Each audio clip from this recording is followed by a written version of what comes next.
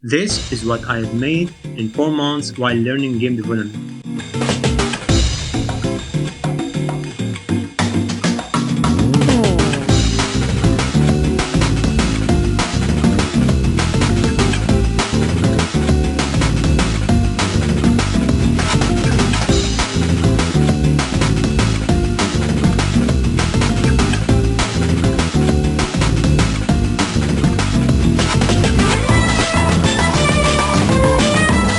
And this, after 1 month of polishing and adding more mechanics.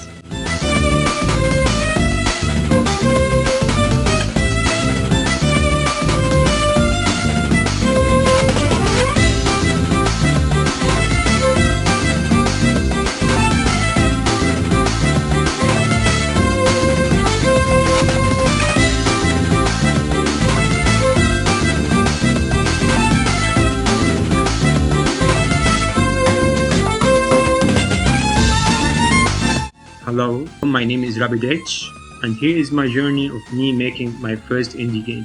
I'm a 3D character artist and don't know shit about making games, but here we go I guess. Obviously you can see I'm making a game about balls. You control a ball, roll like a ball, and attack some balls. I guess you also can see I took some teeny tiny inspiration from Sonic the Hedgehog. Just a little. Real talk. While learning the engine, I have built a strong idea of what I want to make. A Sonic-inspired game, fast-paced, but a strong shift towards combat. As you can see, this is what I have made as a super simple idea of what I want to make for our combat system. You go fast, you go boom, and attack with abilities. In this case, it's a sword combo. But I wasn't too naive diving into the combat system yet, until I refined the movement system first. So let me show you what I've built so far for the past 5 months.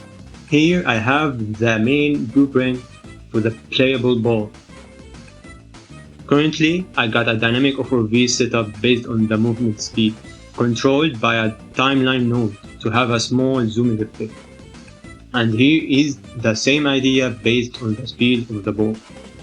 I set up the loudness, a pitch of the rolling sound, spawning and making a ghost actor attached to the ball, and making it always on the ground, giving the fact I almost never be on the ground for long. Its purpose solely for pathfinding that the enemy used. For these nodes, they are responsible for setting my position back to give the illusion of respawning, as I still didn't implement a status system. Drifting in my game is controlled by the camera. I add a slow shift for the camera while still being able to control the ball and the camera. Here is the meat and bones of the movement system. Basic stuff, I move with WASD applying force to the ball, but based on the camera vector. And I have a super basic ground slam to cancel any velocity and bring me to the ground. I still need to make it smoother. For the dash logic, it's simply check if I was previously on the ground, what input I pressed, and apply a force that scale over time if I rapidly dash, while taking into consideration any ramp angle to boost along it rather than against it. Or climb is a savior method to not fall immediately from any edge. Or if I have any wall-to-wall jumps, it will be far more forgiving than letting the gravity take control. I didn't believe jumping would be the hardest thing to make.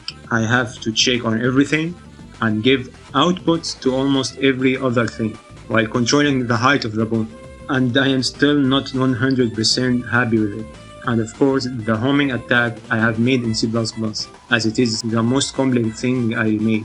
It takes into consideration where the camera is facing, completely take control of the ball, and have perfect tracking, while also stop as soon as it touches the target.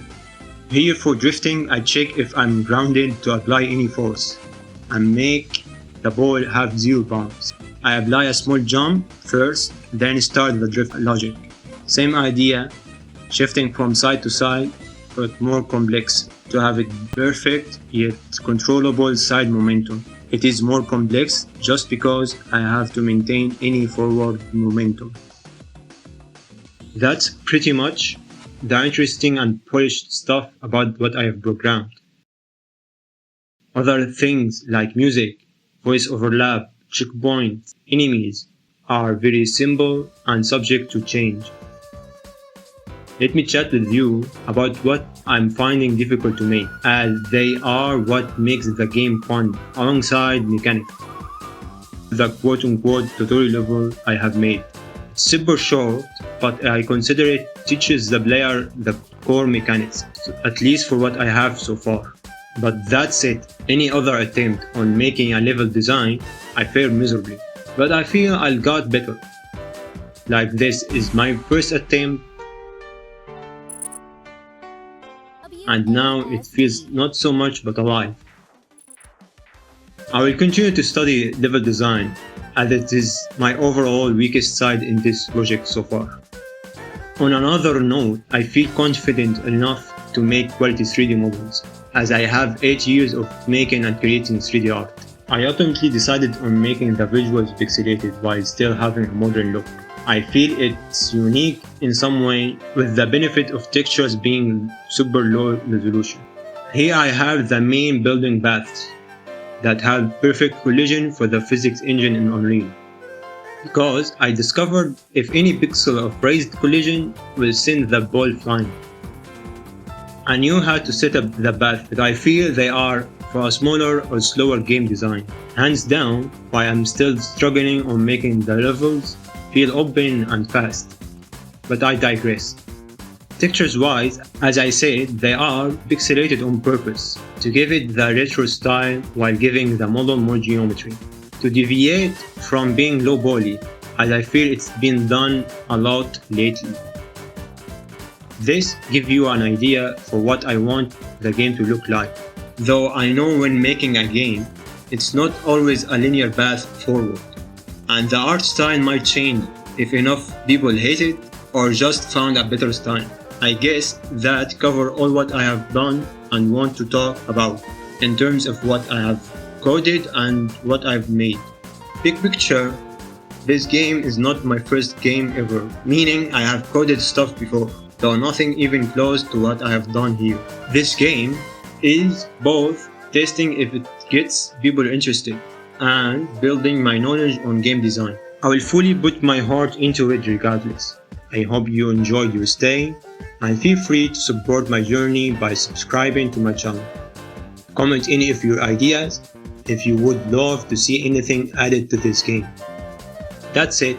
I will see you in another devlog.